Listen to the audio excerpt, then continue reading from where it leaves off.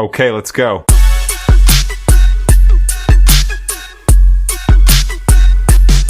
So yun, what's up mga kablagi, at nandito nga kami ngayon sa Mother's Wonderland upang subukan po ang kanilang pinagmamalaki na wall climbing. At makikita mo dyan mga kablagi kung gaano kataas yung kanilang wall climbing. At dito nga challenge nga ako ng aking anak na akyatin daw namin yung kanilang wall climbing, kaming tatlo ang aakyat. At dito nga nagbihis na po kami, naglagay na po kami ng mga harness dito, at makikita nyo naman talaga dito kung gaano po sila kaasikaso sa kanilang mga guests. At itong aking anak na si Zoe po, tingnan nyo po mga kablagi, talagang nagsuot na rin po siya ng kanyang harness at talagang gustong gusto niya umakyat doon sa wall climbing. At dito mga kablagi, mapapansin mo sa batang ito, hindi siya nagkaroon ng takot upang gawin ang wall climbing na yan.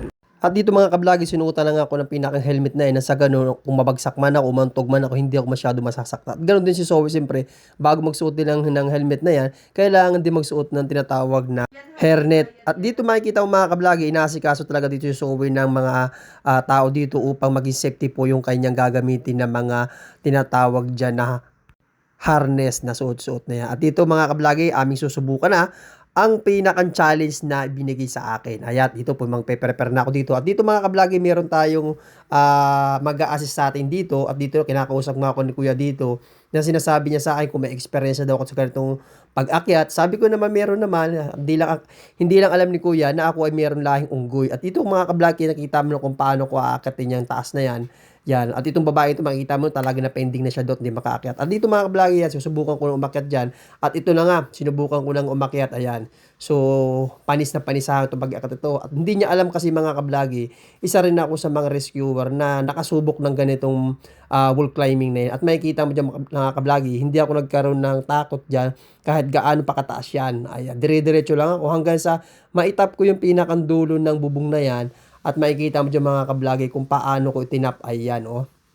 Hindi na maganda dito mga kablagi, yung pagbaba namin, talagang napakagaan na sa pakiramdam niya pagbaba na yan, kasi naabot mo na yung pinakandulo na yun. At ito ganito lang kasimple mga kablagi ang pagbaba pagkagaling dun sa taas. Ayan, itutulak mo lang yung paa na yan. Siyempre hindi ka ay nakasabit dyan sa pinakantali na yan. Ayan, pag ganyan lang yung pagbaba natin dyan sa wall climbing na yan. Ayan, dire-diretso lang. So, touchdown. Ayan. So, dito, after ng makakaakyat ako sa taas, tutulungan naman natin si Zoe kung paano naman siya makakaakyat dun sa kanyang challenge na yan. At dito nakikita mo talaga, oh. Kitang-kita mo naman talaga, rescuer na rescuer ang dating. At ito naman yung isa, ganun din, naglalagay na din ng harness. Ayan.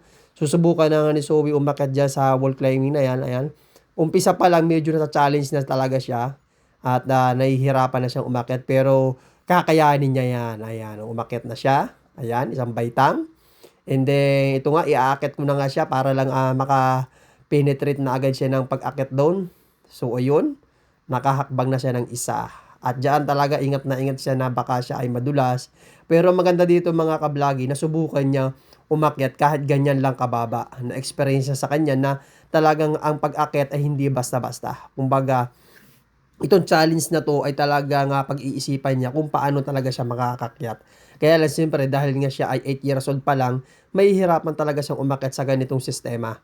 At ang maganda dito mga kablagi, sinubukan pa rin niya na kahit alam na yan, hindi niya kaya.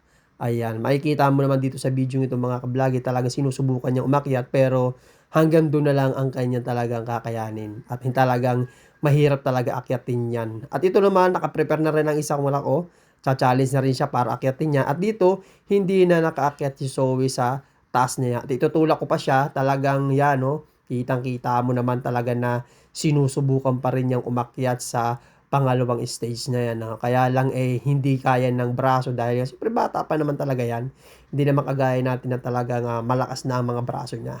Pero at least, nasubukan niyang umakyat sa mataas na bahagi ng wall climbing na yan. At ito, makikita mo naman dyan, yung isa naghihintay na rin. At gusto na rin niyang umakyat. Kaya hintay mo lang ako dyan. At yan, ang ginawa namin yan, nagpa-picture na laang siya. Mataas-taas din yung kanyang naakyat. At ito naman yung isa na yun, oh, pipilit din umakyat siya, oh, sinusubukan niya. Inalalayan ko na laang siya para na sa ganun ay makaakyat sa pinakantaas na yan. Ayan. So, tinuturo ko nga dito kung saan siya aapak. At sabi niya nga yan, hinawakan niya. Yan. Sabi ko sa kanya, amapak siya doon para na sa ganun ay makarating sa taas. Pero alam mo sa totoo lang, itong batang ito ay takot sa height. Ayan.